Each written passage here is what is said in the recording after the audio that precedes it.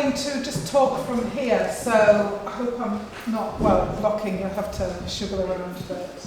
But, yeah. So, I'm going to talk really about the science behind past sea level change. I have to say that I don't work on sea level change today. I don't work on climate change induced sea level change. But I can talk a bit about why sea levels changed in the past and give you an idea of how that's affected Orkney and kind of help us to hopefully think about things in the future. And then Julie will take over with some actual cases from Orkney where things are happening on the coast, I think. So talking about sea level change in the past, it's really the product of two separate things, or this is very much the sea level change that I work on in the research that I'm doing. And so what I'm interested in is the way in which past sea level change impacted on the early populations of Northwest Europe. And particularly I'm interested in the sea level change that took place at the end of the last ice age. And that's the product of two different things, which are really changes in the amount of water in the ocean, which the technical term is Eustachy, and changes in the height of the land, isostasy. So I'm just going to run through those in a little bit more detail first of all. So this is very much thinking about the past, and if we go back to the last great ice age, obviously quite a lot of water is taken up in the ice that formed around the world. And very, very generally, we can say that at the height of the last ice age and towards its end, sea levels around the world were about 120 metres lower than they are today.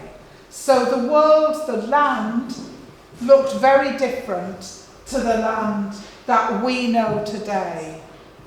There is a caveat, and I'll go into it in a little bit more detail. It's not a sort of general drop around the world of 120 metres. It's not an even drop. And that's one of the kind of bugbears that I always have when you get these statements coming out from NOAA, the North American Oceans people, saying sea levels risen by 50 centimetres around the world since such and such. It doesn't work like that. It doesn't rise the same in every place.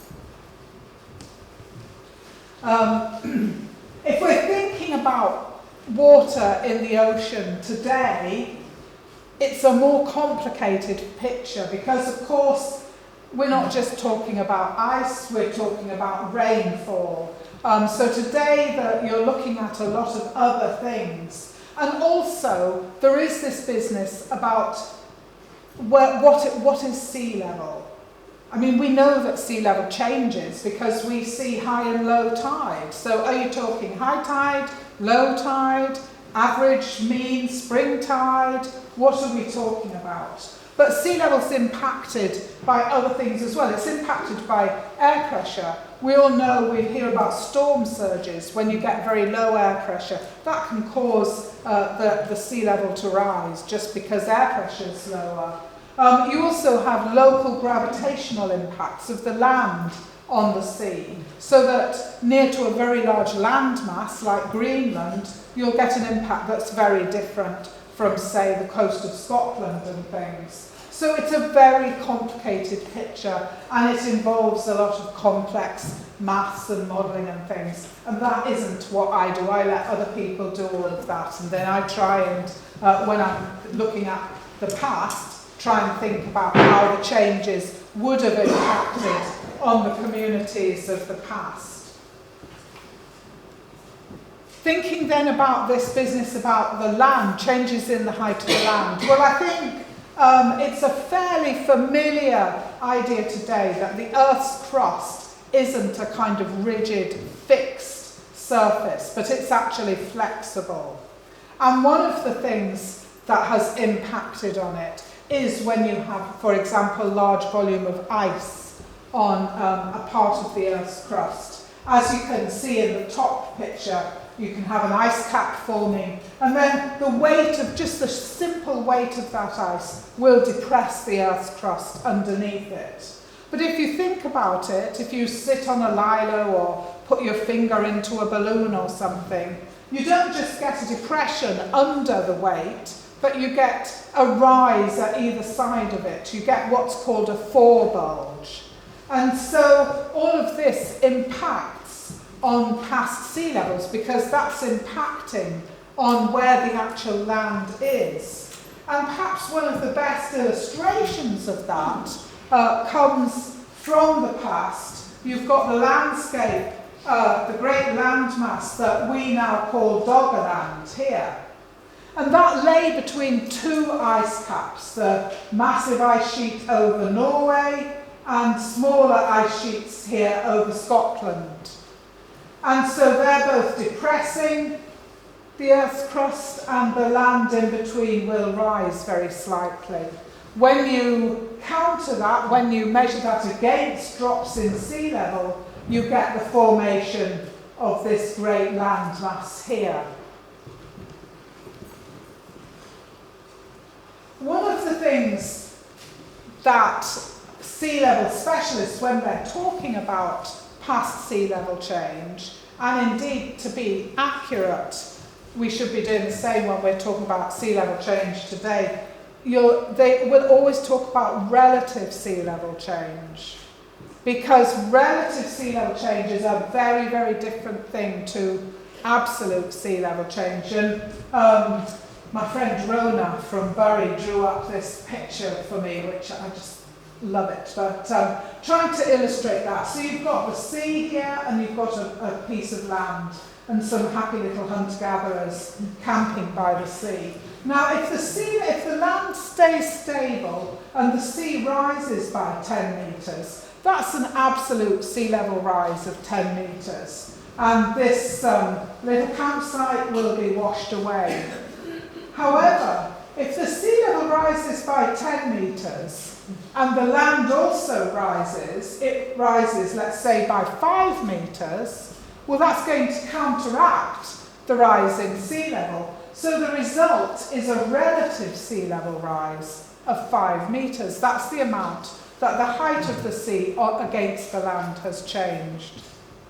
And it can also work if the sea level rises by 10 metres, again, but if suppose that the land rises by 20 metres, well, the result of that is that relative sea level actually falls. So although the amount of water in the ocean has gone up, the height of the sea against the land has dropped. So in that case, you have a relative sea level fall of 10 metres. And your hunter-gatherers are going to find that instead of smoking fish and things, they're much more sensible to go out and look for reindeer because they'll be higher up. So really just something, but you'll often hear people talking about relative sea level change, and that's what it means, that they're summing up the difference of what's happening in the sea against what's happening on land. Now, you're all here in Orkney, some people probably here on holiday, quite a lot of people I think living here. We've got fantastic archaeology here. You can go out and visit the sites, you can read in the newspaper every week of work going on the archaeology and things. You get the impression that we know an awful lot about the archaeology of Orkney. But because of these past changes in sea level, if we're only looking at the land as we know it today, then we're missing a good chunk of the picture. And that's one of the things that I just hope to kind of emphasise perhaps. So if we look, for example, at Doggerland, well, nowadays it's possible to really reconstruct in considerable detail what that would have looked like at a time when it was dry land, when people were living out there. And we've got artefacts and things. We're beginning to get more and more evidence of the communities. And this picture really is just to give you an idea of some of the topographic detail that you can pull up. Detail of lakes and hills, rivers, all sorts of things going on out in these places. So we can really begin to study this underwater landscape. And this is something new. It's something that really wasn't happening sort of 30, 40 years ago. And it's come about largely because of our enjoyment of the oil industry. It's come about through development of technologies, albeit on a massive scale, but which we are now scaling down, as I think you'll see from some of my pictures. And we're using them, we're able to bring them to bear to look at the underwater landscape and to look at the archaeology there. So you're talking about a whole array of different technologies.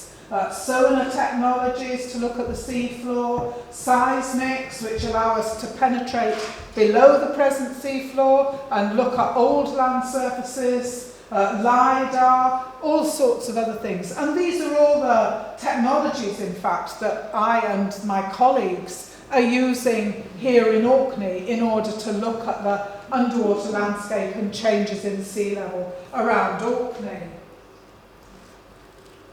We can also do things like taking sediment cores. So here we are in the Bay of Firth, extracting sediment cores which can give us information relating to past climate, to the landscape, to vegetation, pollen, all sorts of things going on that we can get information on. But I haven't really got time to go into it in a lot of detail here. But there's a lot of information out there if you've got the kind of time and the money and the specialisms to go chasing it. And these different techniques all complement one another. So you wouldn't really ever be using one of them. You'd be using everything or a whole load. You select, it's a kind of toolbox, and you select what you need depending on the questions you want to answer. So you might be doing sonar survey of the seabed, and then you can combine that with a seismic survey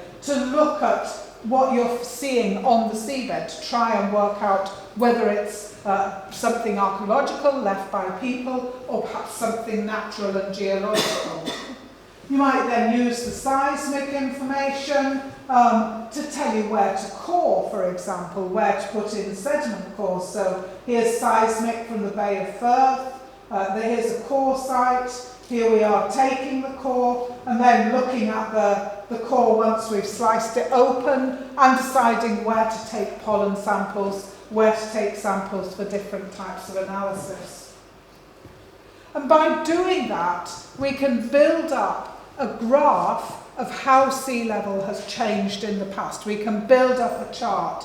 And so this is one of the charts for Orkney, and it shows us here the red dots at sea level rise, past rising sea level in Orkney since the end of the last ice age. And then you can see other dots that are related to similar samples taken along the north coast of Scotland. So it helps us to put Orkney into a Scottish context. And what you can see from this is that if you go back 8,000 years ago, sea levels somewhere around here, about 8 metres below present. So 8,000 years ago, we've already got a population here in Orkney. They've been here for a few thousand years.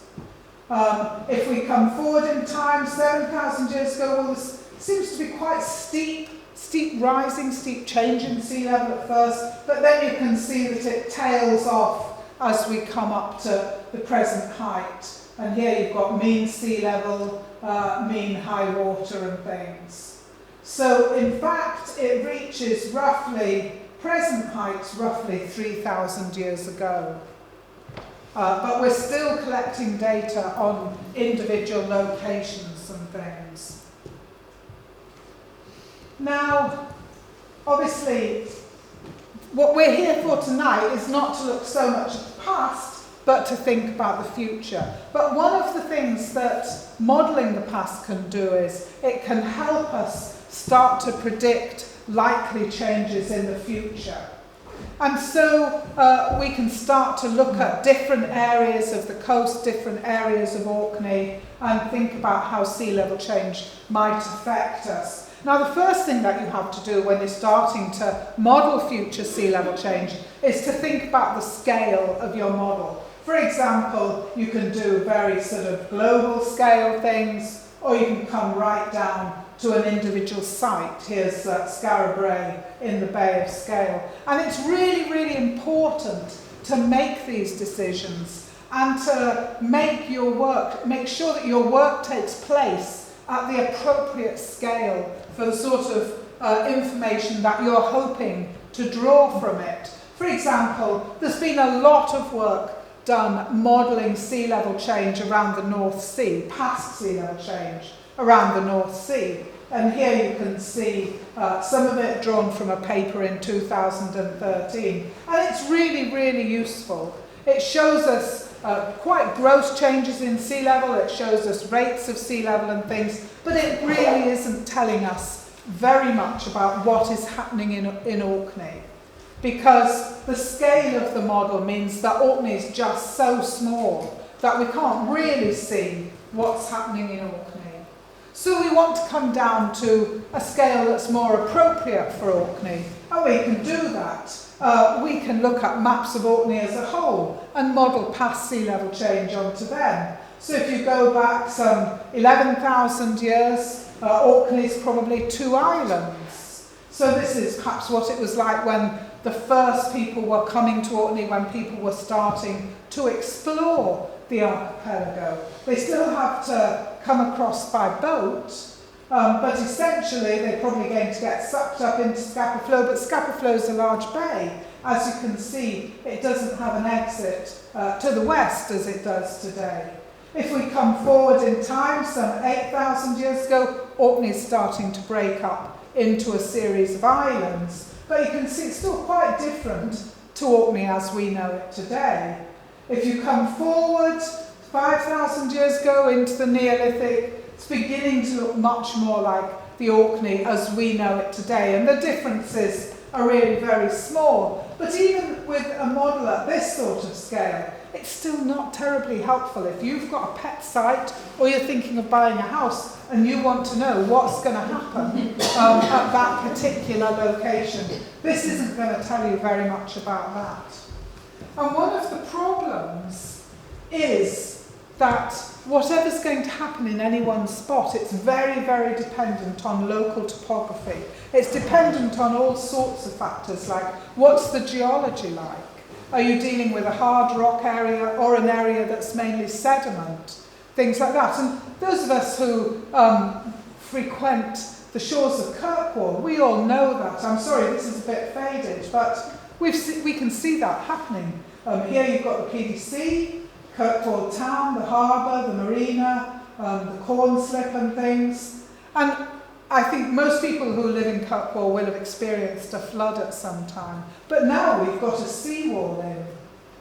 Well, a seawall is just a modern approximation of old kind of coastal barriers. Sand dunes, for example, would act as a barrier. And they'll hold back the sea so that you can have sea rising out here. You can see it today if there's a storm surge. Sea level can be higher out here than it is in here. So it can hold back the sea, and the sea won't breach this area until it overtops the barrier. So you need your models to be very, very local.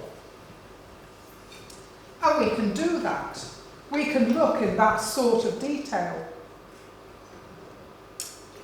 Here you can see the Bay of Firth, and some of the pictures that I've shown you have shown us working in the Bay of Firth.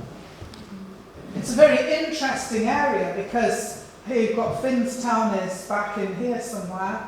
Out at the mouth of the bay, you've actually got a slightly higher area of topography. It's underwater today, but in the past it held back the sea. So that if we go back about 7,500 years, most of the Bay of Firth is in fact the turquoise, which is intertidal zone. So the Bay of Firth is mainly dry land and intertidal zone, with a massive intertidal area. Now, for the hunter-gatherers living in Orkney, that would have been really important because it's going to be a really resource-rich area. As we come forward in time, you can see the sea flooding in, but still with quite a big intertidal zone, and still some sort of land in areas that today are underwater. And then you can come right forward in time up into the Bronze Age, and it looks much more like the Bay of Firth that we know today, although there are still some differences. Now this sort of model, that's when it begins to get really useful, both for seeing how it's going to impact on communities living in these sort of areas and how it might impact on individual sites. And this becomes really crucial then if we start thinking about interpreting some of our sites, because what it means is that with regard to, say, our Neolithic sites, we don't actually know where the coast was for any of our Neolithic sites. We have to model the coast for them. So we've been doing a bit of work around the Nessa Brogga. Here you've got the Nessa Brogga up here. This is looking across the brig. You've got the watchstone there. So where was sea level when the Nessa Brogga, when they were strutting their stuff? Well, we can do that. We can pull together lots of different techniques. Here are some of the things that we've been doing in Orkney. And then we can start to put together a model to see what it would have looked like. And you can see that the landscape was very, very different. Nessa Brogga's down here somewhere. Here's the Loch of Stennis, still a much smaller freshwater loch. Here you've got a kind of reed marsh, swampy area. The brown is a kind of, we've got it down as rock because, of course, we don't know how much sediment was on top of that. It probably was land just with grass and so on, but you can see that the little isthmus on which the Nessa Brogga stands was at least twice as wide as it is today when work starts at the Nessa Brogga. So these impacts can actually be quite big. But what about the future? Well, what happens when sea level rises and goes on rising and sites are inundated? Well, some sites will survive. Sites can survive a slow inundation. Of course, it depends a lot as well on marine conditions. And in a lot of Orkney, we have very high energy waters, so that will work against site survival. But there are other parts of Orkney, and there are lots of places around the world where sites have survived underwater. This is in Denmark, in Danish waters, and here you've got fantastic Antler Axe with its haft still in place. And that's just lying on the seabed. So it's been covered by a bit of sediment. Sediment's been washed away, and there's a whole Mesolithic site there. And there's lots of examples from around the world of this sort of thing. Here's a graveyard, a Neolithic graveyard, so a little bit older than Scarberry, in Israel, where materials coming up. And here, in fact, is a village associated with the site, with the graveyard, with a well and remains of stone structures and things. It's not the same sort of structures as Scarberry, but not dissimilar to Scarberry. So there is potential in areas where conditions are right for things to survive. I would say one thing, just looking at these, you can see that the surrounding sediment is very sandy. By and large in Orkney we don't have those sort of conditions. We have very stony seabed, and that makes it much more difficult to recognise sites. But just quickly looking at other places around the world, here in Australia, working on a rock shelter with archaeological material in it. In Japan, shell-midden sites. So there's plenty of examples from pretty much every continent nowadays. But one thing which all of these sites have in common, I think, is that anyone who lives in Orkney knows that archaeology, even doing archaeology on land, is expensive. Doing archaeology underwater is much more expensive, not least because you have such good preservation. And it's very slow, you're much more conditioned to sort of weather conditions in a way, rough seas and things can impact on your work. So there are issues about looking at sites that have been inundated, for example, but it is possible. and it can be fun. Now, Julie's going to talk more about where sites are eroding on the coast. I'm not talking about that because I'm very much looking at the underwater side of things. So really, just to draw to a close, one of the things I think that's come to me from all the work that I've been doing is the realisation that for those people who were living in Orkney, say 5,000 years ago, for them sea level change was normal. They were living in a world that was constantly changing. And we have the benefit of hindsight. We know that it was going to stop, that about 3,000 years ago, sea level stopped rising. But they didn't know that. As far as they were concerned, it was going to go on. So you do wonder, you know, how did that affect their worldview? It's also interesting to me because we get very worried and upset about sea level change. And it's true to say we are much less flexible than they were. We have much greater population. We rely on very inflexible things like cars and roads. It's not so easy for us to move our settlements and things. But one of the reasons that we've got into that situation is because we've been living in a very stable world. For them, the world wasn't so stable. They had to build that kind of instability. Well, they didn't have to build it into their way of life because it was their way of life. That was just normal. Whereas for us, it's the change from stability to instability that is, you know, a real issue. Plus, I think that the way in which our way of life now, it's not conducive to sort of, we're not maybe quite as resilient as they were, or we have to think of different ways of being you'll resilient. See the links as we go on. I'm starting at the other end, if you like. I'm starting in today, and here we are with advertising Orkney's vibrant capital, the Norse adventurers. The thought about where we are today,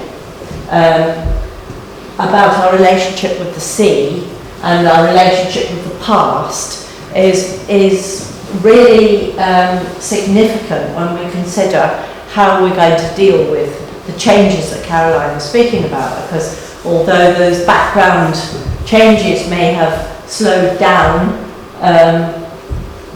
now here we are again with a speed up, with the human-induced climate change, that we actually have to think how we're going to manage the changing landscapes. So I'll just move on from there, I think, to, now this is a hopeless slide for people at the back of the room, but basically what I'm going to talk about in the next 20 minutes or so is a selection of all these different parts of maritime cultural landscapes. So I'm going to talk about settlements, fishing structures, towns, so inhabited places that were inhabited briefly. I'm going to talk about the evidence we have of the past from folklore and saints, and a lot of you will have be aware of Sarah Jane Gibbons' work, and most recently a publication that she's made with James Moore about identifying the path of St Magnus. Is a really brilliant piece of work. And in a way, our way of studying the landscape has to include all these different things, place names, military buildings, all this stuff, so that we can see how people actually inhabited the landscape. And you know, there's an old lie that says that Orcadians were farmers that had a boat, whereas Shetlanders were fishermen that had land. And of course, it's a big lie, because in both places, people would specialise in both those things. And in Orkney, we've been a maritime cultural landscape since people were here, because they all came by boat, and the boats were essential, and the shore and the resources were essential. So I'm going to dot about a bit through time. So it's only 1,000 years, which in Caroline's world just goes by like that. So here, you know, when we're now looking much more closely down the through the binoculars of time, we're looking at the, all the wrong way up. Caroline's looking broad, and now we are focusing down. So what I'm going to show you here is snapshots from round the coast, looking at this massive cultural landscape that we've got, and inquiring, I think, a little bit about actually what do we know about all this in the last 1,000 years. I mean, we do have history, we've got some lovely history, but in order to find out about people in a place, we have to combine a lot more evidence. Now, it so happens, of course, that for a lot of Orkney, for the last 1,000 years, people have been living in this coastal strip. Really very, very, very, very, very close to the coast. See this little blue arrow here? This is Scale Farm, West Ness Rousey, currently under excavation, led by Dan Lee and Ingrid Mainland, with the help of Sarah Jane and other members of the community, because here we're lucky that archaeologists are members of the community. So community excavation means that the archaeologists, professional archaeologists, can take their kits, and we can all enjoy ourselves doing the job that we love.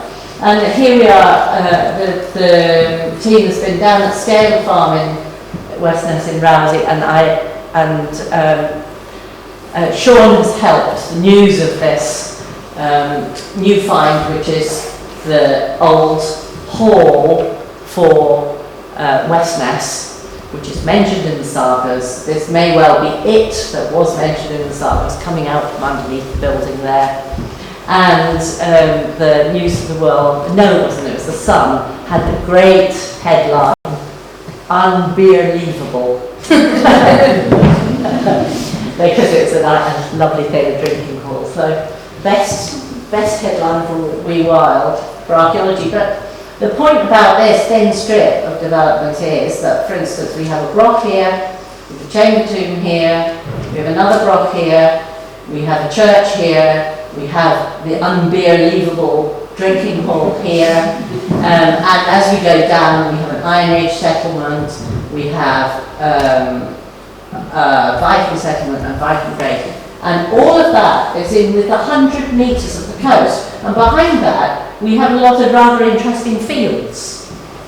And there are bits and pieces of archaeology, like settlement archaeology within those fields, but this ribbon of coastal settlement is vital to understanding what's been going on in the last 1,000 years. And of course, that's the bit that's getting battered by the sea.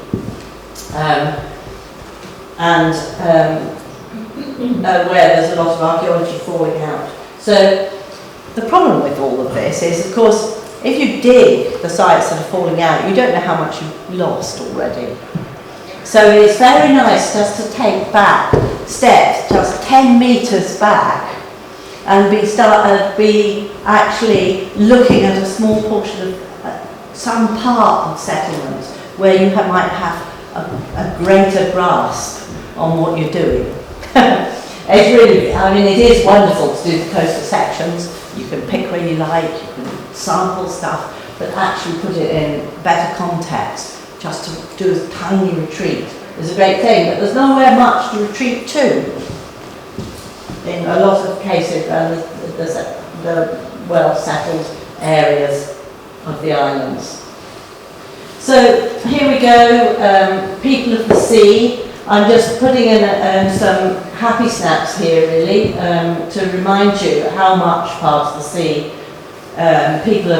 how connected to the sea people have felt through generations. And here is one of the Viking boat graves from Westness in Rousey, just a few metres from off the bottom of the picture I was showing you earlier. Here's all the little boat rivets inside of the grave. There we are. And in some places they're kind of overlapping because it was an old boat and it had been mended, so there were double lines of rivets and things. And here is this man with his shield on his head and his sword by his side, buried in a boat. It's important enough to bury people in. And most recently, a couple of years ago, there was a woman found in a similar small boat in Papa Westry, and before that there were 3 people who were found in the Scarberry grave. So you see, this is something that was really significant to the people of the Viking period. They felt that attachment to the sea, the need to bury boats was quite strong. And then there are other boaty references, or fishy references rather, in, for instance, combs. And there's a great article by Clark and Heald looking at the symbolism of some of the combs, for instance. These artefacts are quite significant to people, personal to people in the past. And these fishtail combs, double-sided, looking like little bodies of fish. And these are particular to the north of Scotland, Orkney and Shetland. They're very uncommon elsewhere. So there seems to be some cultural significance to this design. Here we have this, you'll have to believe me, is a picture, is an outline of South Ronaldsay, and all the dots on it are chapels and churches around the outside edge, or most of the dots are chapels and churches around the outside edge. And I'm just showing to you that, once again, when we talk about medieval and later stuff, living on the edge is really important. Being on the edge is really important. And so when we're looking at how we conserve and work with our landscapes, the edges are so vital. And here I'm popping the St Magnus footprint stone from St Mary's, South Ronaldsay, because this is the stone that St Magnus surfed his way across the Pentland Firth on and arrived, and there's the proof. So there you go. It's important enough that he came in miraculously across the sea on a stone. Right. So now this guy is a hero, a total hero. Charlie Simpson in Shetland has managed to capture what the Shetland Times called an oral map of Shetland from the sea. So some of the information that one can capture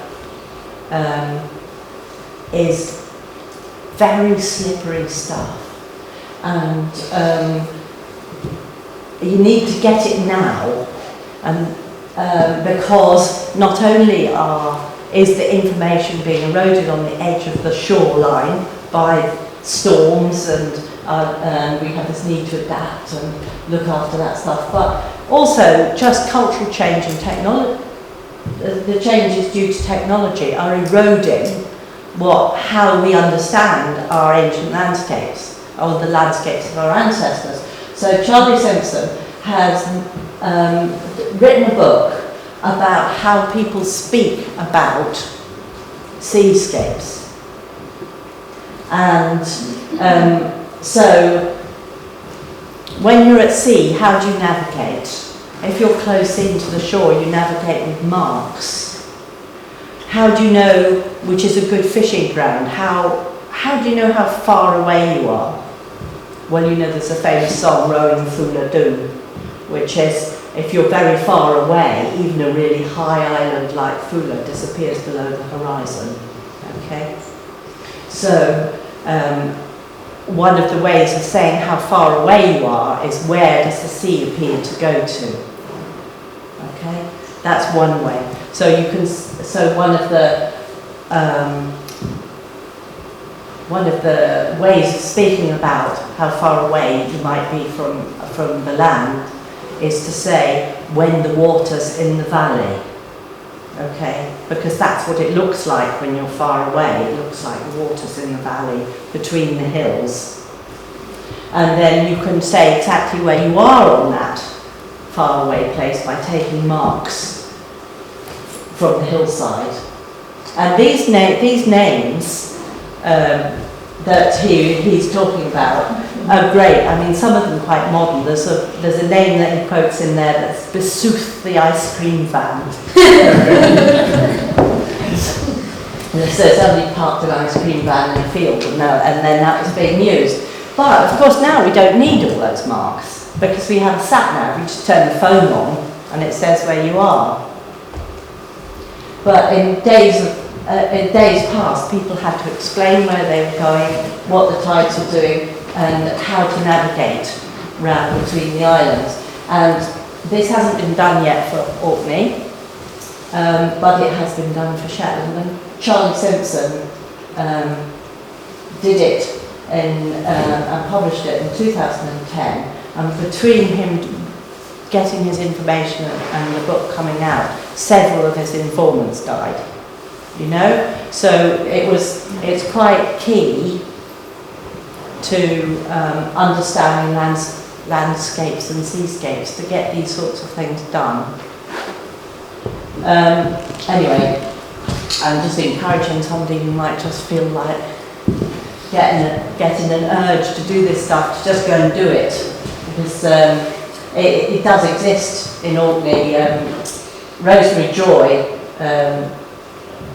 who published a book on Edie, talks about Vauquois Hill Chamber 2 and the Stone Setter when they're lined up, showing the way in through Calf Sound to the safety of Carrick Bay.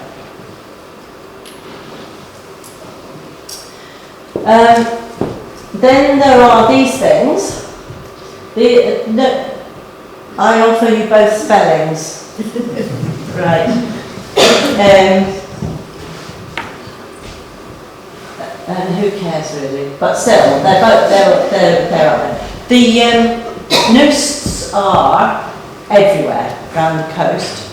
They're extremely fragile little creatures that get 7 bells battered out of them by the sea, and it's no wonder because they are the places in which people put boats to take just out of the sea but be available for putting into the sea again, or winter noosts are higher up, and these are probably winter noosts here. So a lot of 19th century noosts even have now been eroded away, and you just see very short ends of them left, and sometimes they're suspended on vertical cliffs. You know, nobody ever hauled the boat up vertically onto that. It was when there was a bit more of a slope in front and the nooses were longer.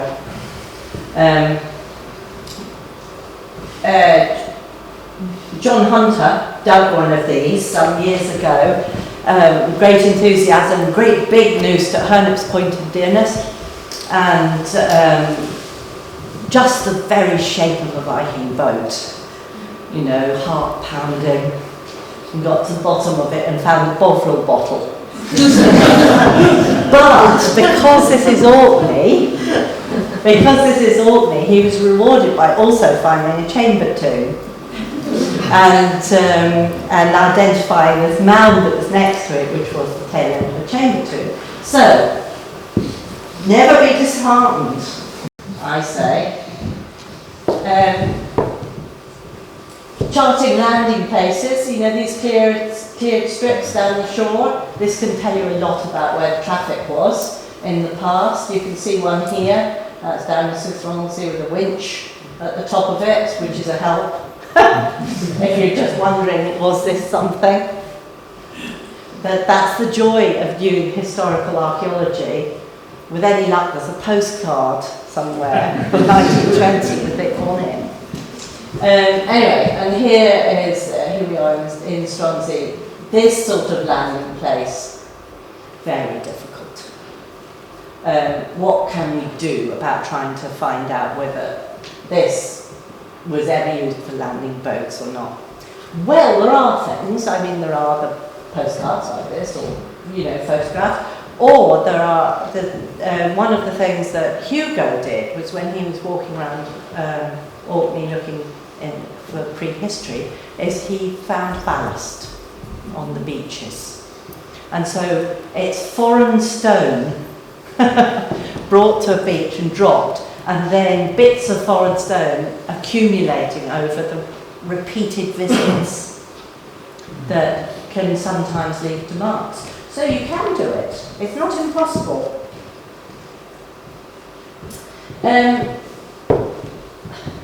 There is a lot of this about, and I'm sure most of you here will have been drawn to these sort of coastal faces where, there's scrappy bits of masonry or big bits of masonry, and down below here, you have to trust me, in the dark, are huge fish middens. And this is at Scarberry in Edy, which is a lovely medieval site that was a lot lovelier 30 years ago, with a lot more information potential. And now, with 7 bells battered out of it, that's beginning to shrink. As a rule of thumb, you can see these grand settlement mounds sometimes, with a thin strip maybe of archaeology in the front, and then a couple of years later there's a fatter strip of archaeology in the front because you're getting into the centre of the settlement mound, so you've lost a bit of it. And then maybe 20 years later you'll find that the lovely archaeological strip at the front of the mound is getting lower. And that is because most of the mound is gone now. Okay? So this is the case for this particular settlement mound here, is that it's getting lower. Okay? It's getting less of it as we go on. I mean, it's always getting less of it, but sometimes you get less of it but with a greater depth. Anyway, so here we are. This is full of fish midden telling, and Jane Harland has been out there and sampled it and is finding out lots about medieval trade in fish. And the medieval trade of fish, really exciting stuff. I think there's a lovely a historic record from the 14th century where the Exchequer, Scottish Royal Administration, were buying 1,500 fish from Caithness, for instance. Big trade, possible.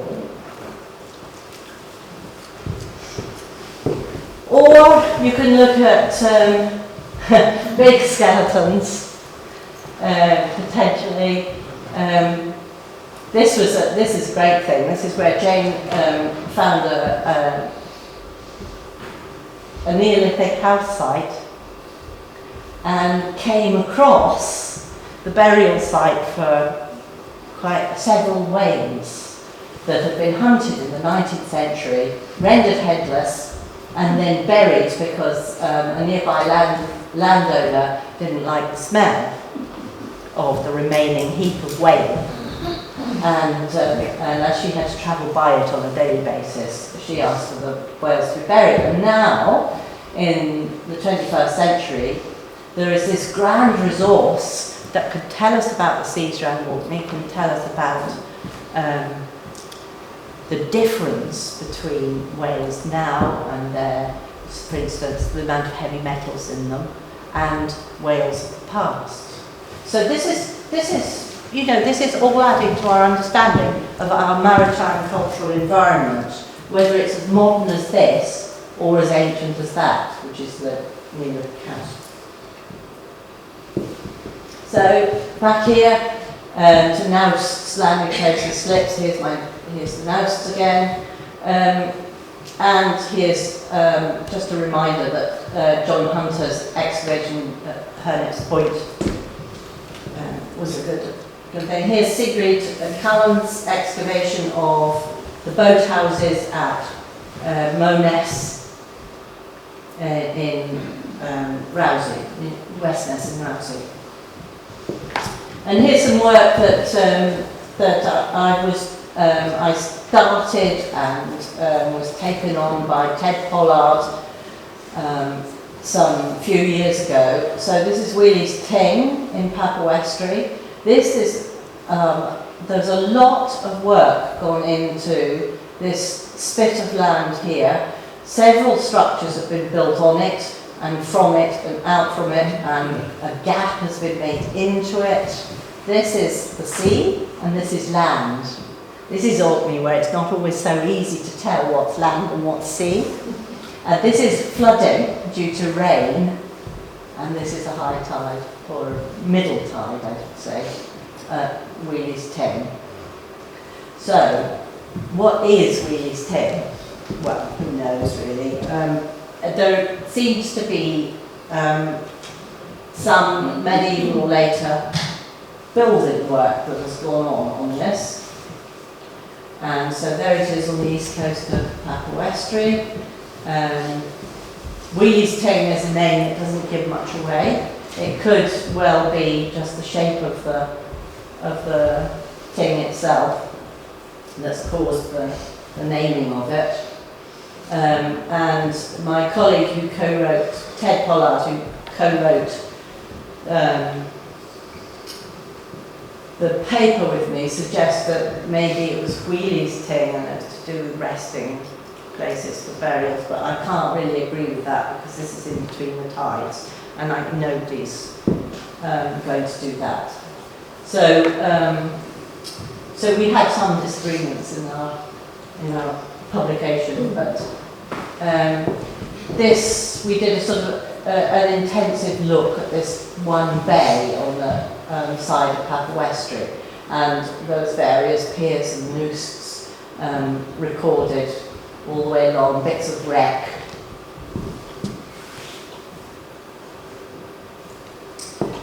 Similar jobs being done in the Ouse in Schaffensee. This is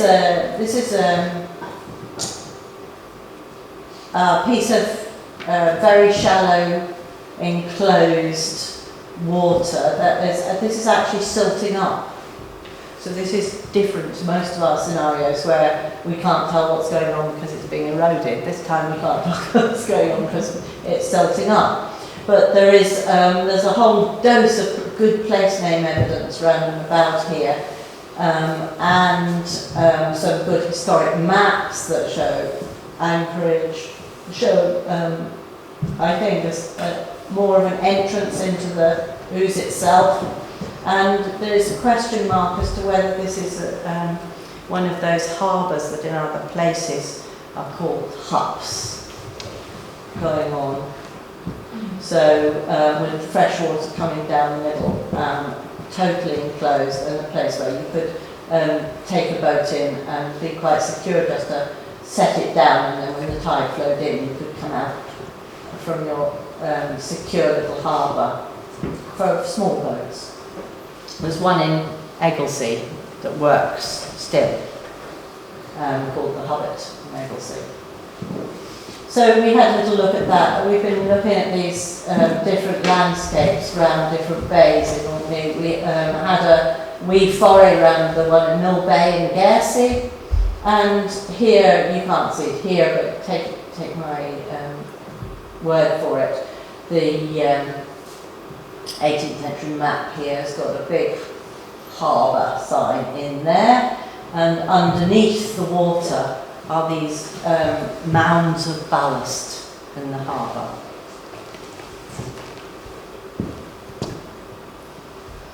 Some of them are quite late because they are slated, imported slate.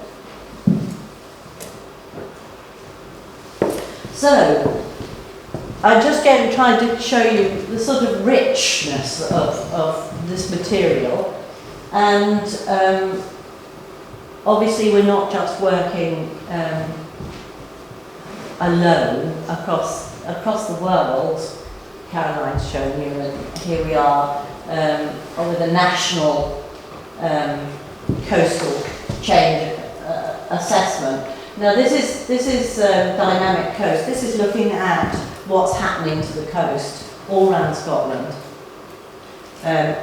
on a national basis, not just focusing on the historic environment, but having a great deal of impact on how we plan for the historic environment, because it can be seen all the way around the coast that in the last 50 years there's been quite a good deal of erosion. So, as Caroline says, sea level curve is levelling off, has levelled off, but today, and if you go, there's a great website. People who are interested in that, the National Library of Scotland have got the old maps that go back to the first edition Ordnance Survey, and you can overlay current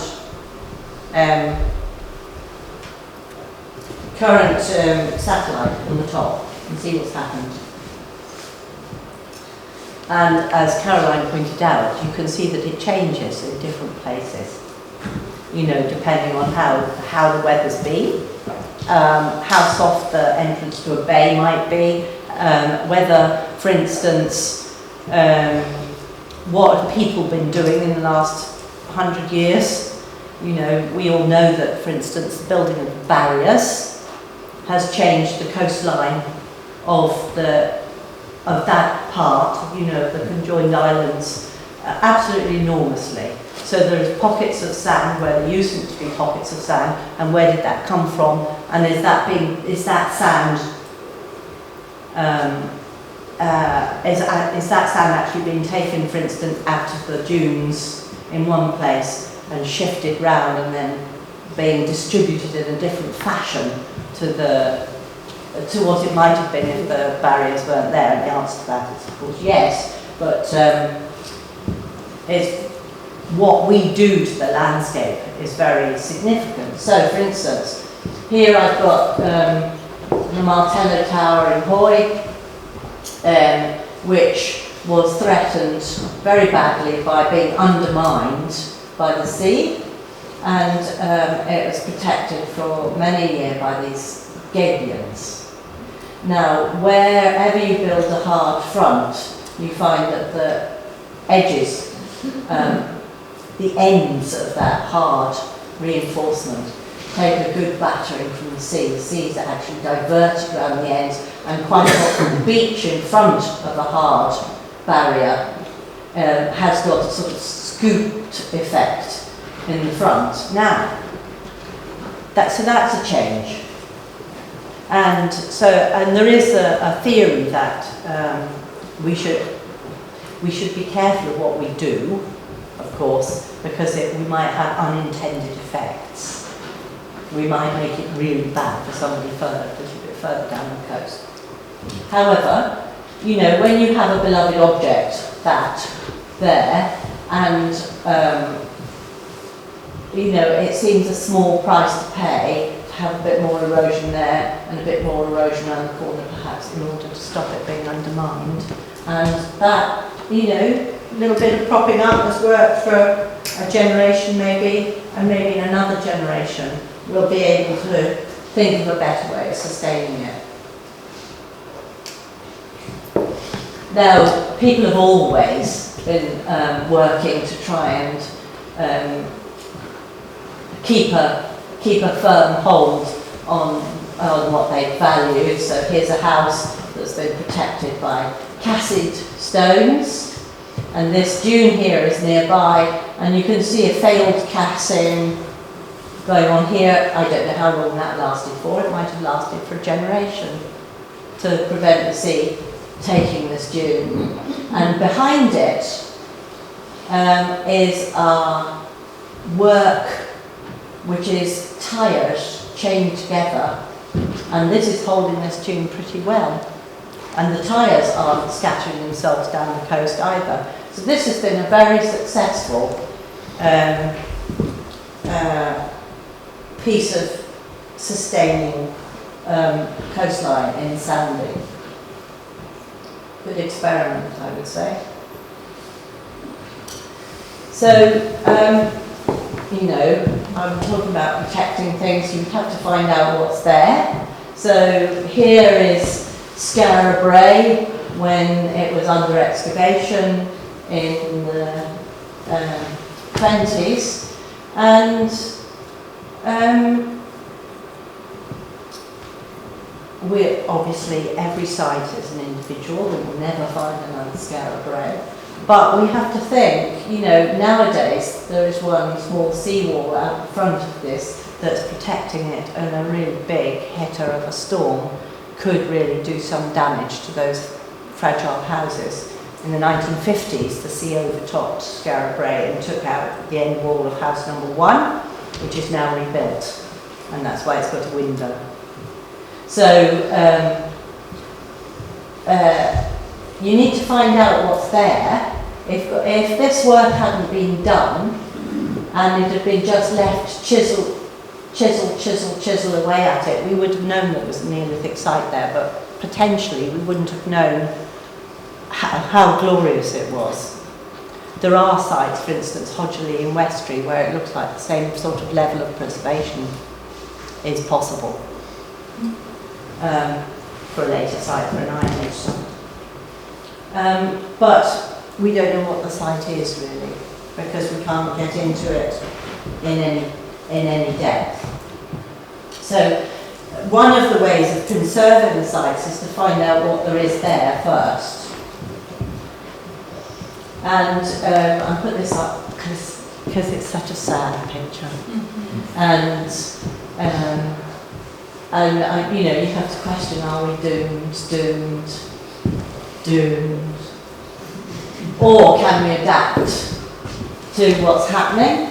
And quite clearly we can adapt, because 100 years ago there was a wall built at Scarberry. It's the centre of our tourism industry. It's an absolutely iconic site. Post-war, it got to be a World Heritage Site, and people all around the world think it's wonderful, so it's not just us. So this wall comes around the front, and then you can see where the metal structure of the seawall is, that was exposed a couple of years back with the battering effect of the sea coming around the ends of the seawall. Likewise, there's a mound here that's full of Iron Age material that is being eroded, and no doubt the seawall at the front assisted in the erosion of that. Where the photographer was standing is close to a mill building that is now gone on that coast. So you can't keep everything, but building a wall from time to time is a very sensible thing to do. So find out what it is, and then perhaps we can keep it for a generation or two. And if sustainability means that what we're doing is we're passing our stuff to the next generation, then a small investment may keep it for long enough for us to get over our lack of willingness to invest in cultural heritage, really. And in a place like this, where we have these assets, which are world-beating assets, we need to be thinking what we're going to do about finding out some more about some others of them, so that we spread the risk. So that if one site goes, obviously it's irreplaceable, but we can perhaps move our economic focus. And we need a plan B for sustainable development. This is something that came out of this risk assessment workshop that a lot of us here were actually involved in Stromness earlier in the year, and which is now a beautifully produced booklet and on the web for free, and assesses, like it says, how vulnerable is the World Heritage Site to climate change. Now, I've just been talking about coastal erosion, and of course climate change, as we've seen this year, is affecting us also with, for instance, like these downpours of rain, which were quite unusual in the past, but which we're getting used to now, but which have a different effect on the archaeology, particularly when it's combined with tourism. So that's the end of that, and hopefully I haven't overrun too badly.